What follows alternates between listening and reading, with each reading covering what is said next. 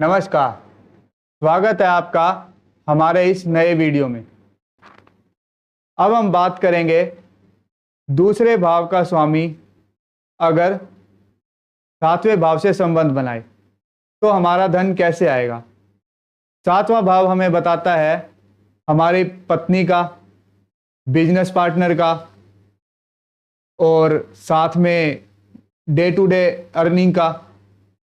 ठीक है, तो अगर दूसरे भाव का स्वामी सातवें भाव से संबंध बनाए तो हमारा जो धन होगा वो ऐसे किसी काम से आएगा जहां हमें डेली इनकम मिलती हो, जिसे दिहाड़ी भी बोलते हैं। या हमारा धन पत्नी से भी आ सकता है, किसी ऐसी चीज से जुड़ के भी आ सकता है जिसमें पार्टनरशिप हो। यहीं अगर दूसरे भाव का संबंध अगर आठवें भाव से बने,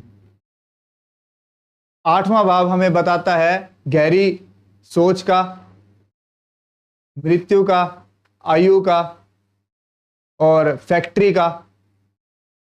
तो अगर दूसरे भाव का संबंध अगर आठवें भाव से बने तो हमारा जो धन होगा वो किसी ऐसे रिसर्च की फील्ड से जुड़ के भी आ सकता है, या फिर हम किसी सीक्रेट डिपार्टमेंट में काम करके भी धन कमा सकते हैं। यह अगर इंश्योरेंस सेक्टर का भी होता है, हम किसी इंश्योरेंस की फील्ड में जुड़ के भी धन कमा सकते हैं। या फिर यह घर ससुराल का भी होता है तो हमारा धन ससुराल से भी आ सकता है, जिसे दहेज का धन भी कहा जा सकता है।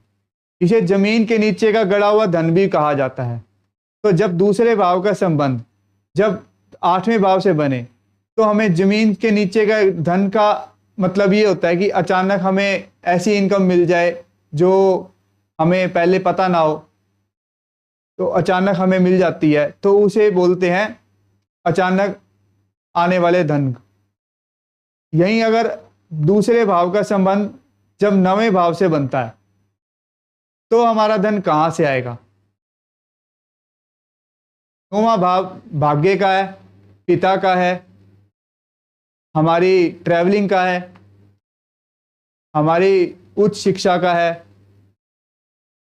तो जब दूसरा भाव का संबंध नौवें भाव से बनता है तो सबसे पहले तो यह कहा जाएगा हमारे भाग्य में धन की कभी कमी नहीं होती, हमारा लक हमेशा हमारा साथ देता है। दूसरा, हमारे पिता का घर है तो पिता से भी हमें धन प्राप्त हो सकता है।